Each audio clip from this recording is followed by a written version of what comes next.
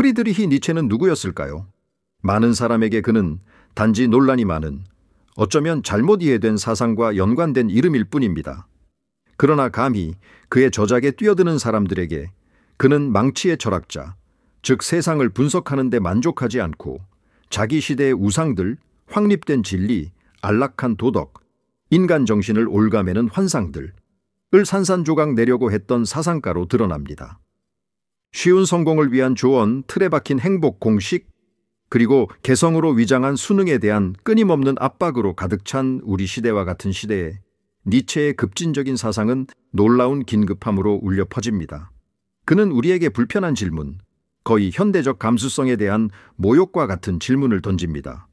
우리가 종종 운명으로 받아들이는 평범함이 사실은 단지 선택에 불과하다면 어떨까? 비범해지기를 감히 시도하지 않는 비겁한 선택이라면? 니체의 삶 자체는 그의 폭발적인 사상을 위한 비극적인 틀이었습니다. 허약한 건강, 동시대인들의 몰이해, 지적 고독, 그리고 마침내 그의 명료했던 삶의 마지막 10년 동안 그를 침묵시킨 정신붕괴로 점철된 그는 자신의 철학이 지닌 긴장과 위험 속에서 살았습니다. 서양 철학 전통, 특히 플라톤주의와 그 파생물과의 단절, 그리고 그가 삶에 대한 원한에 기반한 노예 도덕으로 간주했던 유대 기독교 도덕에 대한 그의 가차없는 비판은 단순한 학문적 연습이 아니었습니다. 그것은 그 자신의 육체, 그 자신의 영혼에서 벌어진 전투였습니다. 그는 확립된 선과 악을 넘어서는 길, 존재를 평가하는 새로운 방식, 여기 그리고 지금의 삶에 대한 급진적인 긍정을 추구했습니다. 그가 선악의 저편에서 비범함을 추구하는 이에게 필요한 위반을 예고하며 선언했듯이 그것들 도덕들 위로 올라가야만 한다. 올라가야 하는가? 아니면 내려가야 하는가? 아니면 옆으로 비켜서야 하는가? 가장 높이 오르는 자는 모든 비극, 실제적이든 무대 위든 을 비웃는다. 니체에게 비범해진다는 것은 모든 것을 의심하고 우상을 비웃고 무엇보다도 감히 자신의 길을 창조하는 용기에서 시작됩니다. 비범함을 향한 이 여정의 핵심에는 니체의 가장 유명하고 아마도 가장 잘못 해석된 개념 중 하나인 내 자신이 되어라가 있습니다. 우리는 이 권고가 그의 여러 작품에서 울려 퍼지는 것을 발견하지만 광기의 문턱에서 쓰인 그의 지적 자서전 이 사람을 보라에서 특히 명확해집니다. 자신이 되는 것은 마치 발굴해야 할 보물처럼 우리 안에 숨겨진 고정되고 불변하는 본질을 발견하는 것을 의미하지 않습니다. 니체에게 그러한 미리 정의된 본질은 존재하지 않습니다. 우리는 충동, 잠재력, 문화적 유산, 혼란스러운 경험들의 다발입니다. 그러므로 자신이 되는 것은 이 혼돈의 형태를 부여하고 통일된 의지의 지배 아래 우리의 충동을 선택하고 조직하며 우리 자신을 예술작품처럼 창조하는 능동적이고 창의적이며 지속적인 과정입니다. 그것은 사회적 수능의 정반대입니다. 사회, 특히 가축 도덕에 의해 지배되는 사회는 우리를 반대 방향으로 밀어붙이는 경향이 있습니다. 그것은 우리에게 기성품의 정체성, 수행해야 할 역할, 의문 없이 받아들여야 할 가치들을 제공합니다. 가축대는 안전, 아래로 평준화되는 것으로 이해되는 평등, 예측 가능성을 중시합니다. 그것은 독특함, 힘, 예외를 불신합니다. 왜냐하면 이것들이 집단의 응집력과 안락함을 위협하기 때문입니다. 니체적 관점에서 진정하다는 것은 이러한 균질화 압력에 저항하고 군중 속의 또 다른 한 명이 되기를 거부하며 고독과 몰이해를 의미하더라도 감히 자신의 차이를 배양하는 것을 의미합니다. 집단의 유용성에 의해 정의된 선과 악을 가진 가축 도덕은 잠재적으로 비범한 개인에게 마비 효과를 미칩니다. 그것은 그에게 자신의 본능을 의심하도록 가르치고 가장 강한 충동을 억압하도록 하며 자신의 독특함에 대해 죄책감을 느끼도록 합니다. 이 보이지 않는 감옥에서 벗어나는 열쇠는 가치들이 발견되어야 할 영원한 진리가 아니라 특정 이해관계와 삶의 유형에 봉사하는 인간의 창조물, 관점임을 인식하는 것입니다. 즐거운 학문에서 니체의 유명한 신의 죽음 선포는 단지 근대성의 종교적 신념 쇠퇴에 대한 사회학적 확인만이 아닙니다. 그것은 무엇보다도 해방과 책임의 선언입니다. 만약 신이 죽었다면, 만약 가치에 대한 초월적 근거가 더 이상 없다면 하늘은 열려 있습니다. 인류는 자유롭게 그리고 저주받게 자신의 가치를 창조해야 합니다. 비범함을 추구하는 개인에게 이것은 위대한 기회입니다. 물려받은 가치들을 평가하고 삶을 약화시키는 가치들을 거부하며 자신의 힘의 의지와 자신의 존재 프로젝트를 긍정하는 새로운 가치들을 창조할 기회입니다. 이 관점에서 우리 일상 속 비진정성 있는 행동을 어떻게 인식할 수 있을까요? 당신이 자신의 신념 때문이 아니라 남을 기쁘게 하기 위해, 어울리기 위해 다른 사람의 판단을 두려워하여 행동하거나 말하는 때를 관찰하십시오. 비판적으로 검토하지 않은 의견을 반복할 때, 단지 유행하기 때문에 트렌드를 따를 때, 의무나 정상성이라는 이름으로 가장 깊은 욕망을 희생할 때를 관찰하십시오. 이러한 각 순간은 내 자신이 되어라는 길에서 벗어나는 것이며 당신의 잠재적 비범함에 대한 작은 배신입니다. 이 자기 창조의 여정은 선의 이상의 것을 요구합니다. 그것은 지혜를 요구합니다. 그러나 니체는 진정한 지혜와 단순한 정보 축적 또는 책상 물림 지식 사이의 혼동에 대해 우리에게 재빨리 경고합니다. 이미 언론과 대중교육의 확산으로 특징 지어졌던 시대, 그리고 인터넷 시대인 우리 시대에는 더욱 그는 교육 및 학문 시스템을 맹렬히 비판했습니다. 그의 견해로는 종종 자유로운 정신과 진정한 사상가 대신에 불모의 학자, 정보의 앵무새를 생산했기 때문입니다.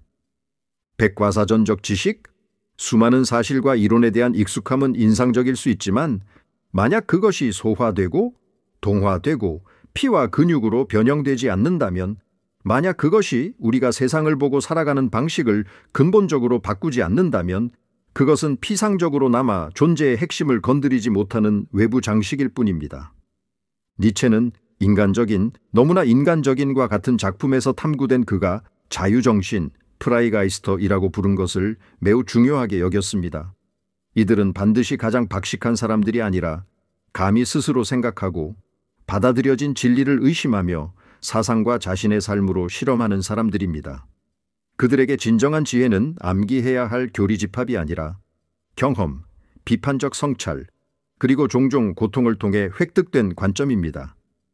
기억력, 정보를 보유하고 반복하는 능력, 과변화시키는 경험, 우리를 관통하고 우리를 수정하며 우리의 신념을 재평가하고 행동 방식을 바꾸도록 강요하는 지식 사이에는 심연과 같은 차이가 있습니다.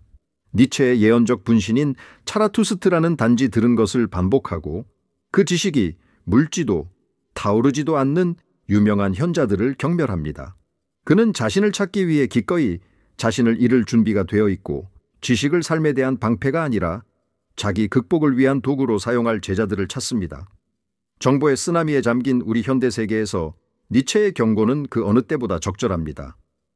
비범함은 더 많은 데이터를 소비하는 능력에서 오는 것이 아니라 분별하고 심화하며 지식을 살아있는 경험과 통합하고 정보를 내 자신이 되어라는 여정을 알리고 풍요롭게 하는 실용적인 지혜로 변환하는 능력에서 올 것입니다. 끊임없는 소음에서 벗어나 진정한 성찰이 꽃필 수 있는 내면의 침묵을 기르기 위해서는 용기가 필요합니다. 비범함을 향한 이 여정은 평탄한 길이 아닙니다. 그것은 필연적으로 고통, 어려움, 존재와 우리 자신의 가장 어두운 측면과의 대면을 포함합니다. 바로 여기서 니체의 가장 강력하고 도전적인 개념 중 하나인 아모르 파티, 즉 운명애가 등장합니다. 이것은 불가피한 것 앞에서 수동적으로 체념하는 것이 아니라 삶이 우리에게 가져다주는 모든 것, 좋든 나쁘든 즐겁든 고통스럽든 그것을 능동적이고 급진적이며 심지어 즐겁게 받아들이는 것입니다. 그것은 자신의 운명을 선고가 아니라 자기 창조에 필요한 원료로 받아들이는 것입니다. 아모르 파티는 영원 회귀 사상과 밀접하게 연결되어 있습니다. 니체의 가장 심오한 사상으로, 실존적 시험으로 제시됩니다. 만약 당신 삶의 모든 순간이 모든 기쁨과 고통과 함께 정확히 같은 방식으로 무한히 반복되어야 한다면 어떨까? 당신은 이 생각을 저주할 것인가? 아니면 신성처럼 받아들일 것인가? 니체에게 이 가능성에 예라고 말할 수 있는 능력, 자신의 운명을 영원한 반복을 원할 정도로 사랑하는 능력은 진정으로 강한 영혼, 삶의 궁극적인 긍정에 도달한 정신의 증표입니다. 이 급진적인 관점은 어떻게 고통을 창조적인 힘으로 변화시킬까요? 아모르 파티를 받아들임으로써 비범한 개인은 더 이상 상황의 희생자가 아닙니다. 그는 탄식, 원한 또는 죄인을 찾는 데 에너지를 낭비하는 것을 멈춥니다. 우리가 바꿀 수 없는 것에 대한 이 독성 있는 되새김질, 인 원한은 니체에게 노예 도덕의 특징이며 성장을 약화시키고 방해하는 힘입니다. 삶에 대한 복수심, 왜 나인가? zrenia, 이것은 공정하지 않다. 은 창조적 행동을 위한 에너지를 해방시키는 수용으로 대체됩니다. 역경은 더 이상 넘을 수 없는 장애물로 간주되지 않고 도전, 시험, 자신의 힘을 발휘하고 배우고 성장하며 가장 어려운 조건 속에서도 자신의 성격에 스타일을 부여할 기회로 직면하게 됩니다. 이 사람을 보라 해서 니체는 쇠약하게 하는 질병으로 점철된 자신의 삶에 이 철학을 적용합니다. 인간의 위대함에 대한 나의 공식은 아모르 파티이다. 다른 어떤 것도 원하지 않는 것, 앞으로도, 뒤로도, 영원토록. 단지 필요한 것을 견디는 것이 아니라 하물며 그것을 숨기는 것은 더욱 아니다. 그것을 사랑하는 것이다. 실제로 우리는 어떻게 아모르 파티를 기를 수 있을까요? 어려움 앞에서 우리의 원한과 자기 연민 반응을 인식하는 것에서 시작합니다. 다음으로 상황을 개인적인 불의가 아니라 복잡하고 종종 이해할 수 없는 존재의 구조의 일부로 재해석하려는 의식적인 노력이 포함됩니다. 마지막으로 이 일이 일어났으니 이 경험을 어떻게 사용할 수 있을까? 무엇을 배울 수 있을까? 이것 때문에 어떻게 더 강해지거나 더 현명해질 수 있을까? 라고 묻는 것입니다. 그것은 운명의 무게를 위대함을 향한 자신의 여정을 위한 연료로 바꾸는 것입니다. 자신의 경험으로부터 의미와 가치를 창조하는 이 능력은 니체 사상의 또 다른 초석인 개인적 진리의 표현과 연결되어 있습니다. 절대적이고 객관적인 진리가 없는 우주에서 모든 지식은 항상 특정 관점에서 비롯된 해석이라는 그의 관점주의의 결과, 비범한 개인의 과제는 그 진리를 발견하는 것이 아니라 자신의 진리, 즉 자신의 힘의 의지를 가장 잘 표현하고 강화하는 관점을 창조하고 주장하는 것입니다. 힘의 의지 빌레추어 마흐트는 주로 다른 사람을 지배하려는 욕망이 아니라 확장하고 저항을 극복하며 혼돈의 형태를 부여하고 창조하고 성장하려는 모든 생명에 내재된 힘이라는 것을 기억합시다. 개인적 진리의 표현은 이 창조적 힘의 발현입니다. 이것은 단순히 가축대, 전통 또는 어떤 외부 권위의 가치와 진리를 물려받고 반복하는 대신 비범함을 열망하는 개인이 자신의 가치 기준, 자신의 세계관, 자신의 윤리를 단련하는 어려운 과제를 수행해야 함을 의미합니다. 이것은 모든 것이 허용된다는 안일한 도덕적 상대주의에 대한 초대가 아닙니다. 그것은 자신의 관점에 대한 급진적인 책임에 대한 요청입니다. 자신의 가치를 창조하는 것은 자기 검토, 지적 용기, 흐름을 거스르고 몰이해나 적대감 앞에서도 자신의 비전을 지지하려는 의지를 요구합니다. 그것은 수동적이고 반동적인 허무주의의 정반대입니다. 이는 신의 죽음과 초월적 의미의 부재 앞에서 더 이상 아무것도 가치가 없다고 결론짓고 절망이나 덧없는 쾌락 추구에 자신을 내맡깁니다. 니체의 관점, 자유정신과 초인과 연관된 에서의 능동적 허무주의는 공허를 인식하지만 그것을 포기가 아닌 창조를 위한 공간으로 봅니다. 그의 도덕의 계보에서 그는 자신의 삶의 긍정에서 가치를 창조하는 주인 도덕과 주인이 가치 있게 여기는 것에 반대하여 반동적으로 선을 정의하는 노예 도덕을 대조합니다. 비범해진다는 것은 가치를 창조하는 이 귀족적 사회적이 아닌 영적 의미에서 능력을 되찾는 것을 포함합니다. 자기 시대의 정통성에 도전하고 자신의 독특한 진리를 표현했으며 종종 그 대가를 치른 역사적 인물들을 생각해 보십시오. 소크라테스, 갈릴러, 스피노자, 반 고흐. 그들은 합의를 추구하지 않았고 자신의 관점에 대한 내적 필요성을 표현하고자 했으며 바로 거기에 그들의 지속적인 위대함의 일부가 있습니다. 가치 창조와 자신의 관점 주장에 대한 이러한 강조는 순전히 이론적이고 주상적인 지식보다 실천적 경험과 신체를 중시하는 니체의 가치평가와 깊이 연결되어 있습니다. 니체는 플라톤 이래로 순수하고 영원한 이데아의 영역을 선호하여 감각세계, 신체, 구체적인 경험을 평가절하하는 경향이 있었던 철학적 이상주의의 맹렬한 비판자였습니다. 그에게 이 분리는 현실을 두려워하고 창백한 추상 속에서 피난처를 찾는 병든 삶의 증상이었습니다. 진정한 철학, 생명력 있는 가치를 지닌 사상은 살아있는 경험에 뿌리를 두어야 하고 땅 냄새가 나야 하며 충동, 열정, 생리, 요컨대 신체를 고려해야 합니다. 그는 우상의 황혼의 부재에서 묘사하듯이 스스로 망치로 철학하기를 실천했습니다. 이것은 단지 우상을 파괴하는 것뿐만 아니라 아이디어를 청진하고 그 견고함과 생명력을 시험하는 것을 의미합니다. 마치 조율망치로 소리굽소회나 속빈 조각상을 두드리는 것처럼 말입니다.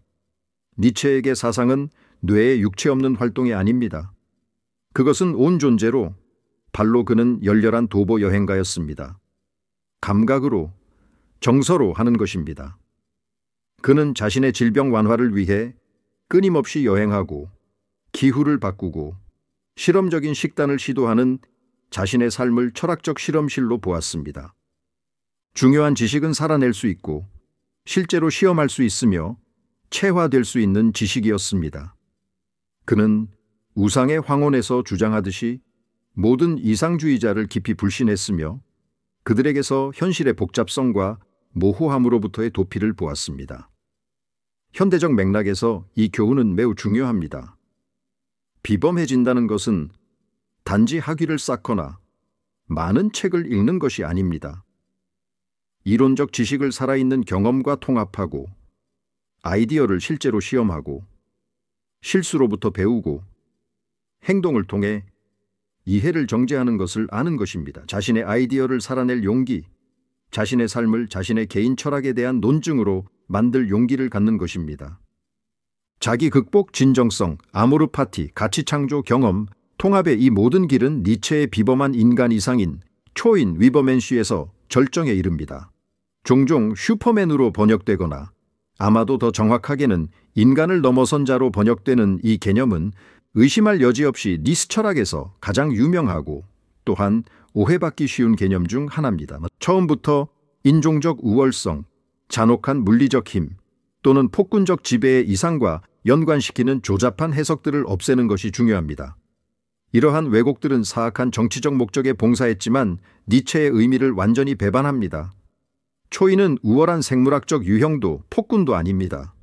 그는 영적이고 실존적인 이상, 즉 인류가 허무주의, 가축 도덕, 창조적 책임으로부터의 도피로 특징 지어지는 현재 상태를 극복할 수 있다면 열망할 수 있는 지평을 나타냅니다.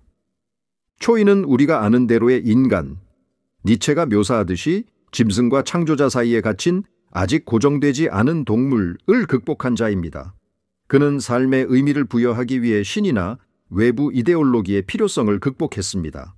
그는 원한과 삶의 부정에 기반한 노예 도덕을 극복했습니다. 그는 아모르 파티와 영원 회귀를 받아들였습니다. 무엇보다도 그는 자신을 위해 법을 제정하고 자신의 긍정적인 힘의 의지로부터 존재의 목적을 부여할 수 있는 가치 창조자가 되었습니다. 그는 영적 건강, 창조적 힘, 삶 전체의 예라고 말하는 비극적 기쁨의 화신입니다. 차라투스트라는 이렇게 말했다 해서 니체는 이 궤적을 설명하기 위해 이미 자신감과 관련하여 언급된 정신의 세 가지 변용의 은유를 사용합니다. 낙타 전통의 짐을 지는 자에서 사자 오래된 가치를 파괴하여 자유를 쟁취하는 자로, 그리고 마침내 어린아이로, 어린아이는 초인에 가장 가까운 상징입니다. 순수함, 과거를 잊음, 새로운 시작, 창조적인 놀이, 신성한 예라고 말하기. 그녀는 더 이상 무언가에 맞서 싸울 필요가 없습니다. 그녀는 단순히 내면의 충만함으로부터 창조합니다. 이 고양된 이상은 일상생활에서 비범한 인간의 구체적인 특징으로 어떻게 번역될까요? 우리는 다음과 같은 특징들을 생각할 수 있습니다. 깊은 자기 책임감, 다른 사람이나 상황을 비난하지 않음, 의문을 제기하고 스스로 생각하는 지적 용기, 쓰라리지 않고 고독을 견딜 수 있는 능력, 결핍이나 의무가 아닌 내면의 풍요에서 샘솟는 관대함, 창조적인 목표를 위해 스스로 부과한 규율, 어려움 속에서도 자신과 세상을 비웃을 수 있는 능력, 인기가 없더라도 자신의 가치에 대한 흔들리지 않는 충실함, 삶을 실험과 배움의 장으로 보는 끊임없는 자기 극복 추구, 초인은 한 번에 도달해야 할 상태가 아니라 방향, 즉 더 강해지고 더 자유로워지고 더 창의적이며 삶을 더 긍정하게 되는 지속적인 과정입니다. 이러한 니체의 원칙들을 우리 삶에 통합하는 것은 마음 약한 자를 위한 과제가 아닙니다. 그것은 종종 주변 문화의 흐름에 맞서 자신의 위대함을 기르기 위한 의식적이고 지속적인 노력을 요구합니다. 그렇다면 우리는 이 도전적인 철학을 비범함을 향한 실질적인 단계로 어떻게 번역할 수 있을까요? 첫째, 감히 내 자신이 되어라. 타인의 기대를 의심하고 가장 진정한 가치를 식별하며 행동을 그것들에 맞추십시오. 둘째, 단순한 정보가 아닌 실용적인 지혜를 추구하라. 경험을 성찰하고 실수로부터 배우며 지식을 행동으로 전환하십시오. 셋째, 아모르 파티를 길러라. 어려움을 포함하여 당신의 삶을 있는 그대로 근본적으로 받아들이고 모든 것을 성장을 위한 재료로 사용하십시오. 넷째, 자신의 가치를 창조하라. 가축대의 진리를 수동적으로 받아들이지 말고 자신의 관점을 개발하고 그것을 표현할 용기를 가지십시오. 다섯째, 경험과 신체를 중시하라. 추상에 빠지지 말고 강렬하게 살며 행함으로써 배우고 정제한 후에는 자신의 본능을 신뢰하십시오. 여섯째, 초인의 이상을 목표로 삼으라. 자기 극복을 짐이 아니라 삶의 가장 위대한 모험으로 보십시오. 비범함에는 대가가 따른다는 것을 인식해야 합니다. 그것은 종종 고독, 몰이해, 갈등을 의미합니다. 알려진 것의 안전을 포기하고 자유와 책임의 현기증에 맞설 용기를 요구합니다. 그러나 니체에게 대한 미지근하고 수능적이며 원한에 차 있고 반쯤 살아가는 삶은 훨씬 더 높은 대가입니다. 그의 철학은 쉬운 자기 개발 매뉴얼과는 거리가 멀고 위대함에 대한 급진적인 부름이며 우리 각자가 자신의 삶을 독특하고 반복 불가능한 예술 작품으로 감히 조각하라는 초대입니다. 그리고 이런 의미에서 그의 사상은 활기차게 계속 관련성을 가지며 우리가 독단적인 잠에서 깨어나 우리의 가장 높은 잠재력을 받아들이도록 도전합니다. 비범한 사람이 되는 방법에 대한 니체 철학에 대한 이 깊은 탐구가 여러분의 디오니소스적 정신을 일깨웠다면, 자기 극복의 불꽃을 지폈다면 아래 댓글에 자신의 진실을 표현하도록 여러분을 초대합니다. 나이체 사상의 어떤 측면이 당신의 개인적인 여정과 가장 잘 공명합니까? 덜 관습적인 길을 가려고 할 때 어떤 도전과 기쁨을 발견합니까? 여러분의 좋아요는 깊이를 추구하는 이러한 탐구가 공감을 얻고 있다는 신호이며 우리가 이러한 아이디어를 계속 탐구하는 데 도움이 됩니다. 그리고 이 콘텐츠가 여러분의 성찰에 독특한 가치를 가져다 주었고 우리의 작업을 지원하고 싶다면 슈퍼 감사는 깊이 감사하는 제스처가 될 것이며 우리가 철학적 탐구의 질과 깊이를 유지할 수 있게 해줄 것입니다. 기억하십시오. 비범함으로 가는 길은 최종 목적지가 아니라 삶과의 끊임없는 춤, 영원한 되어감입니다. 차라투스트라가 천둥과 초대처럼 울려 퍼지는 말로 우리에게 촉구하듯이 나는 너희에게 초인을 가르친다. 인간은 극복되어야 할 그 무엇이다. 너희는 인간을 극복하기 위해 무엇을 했는가?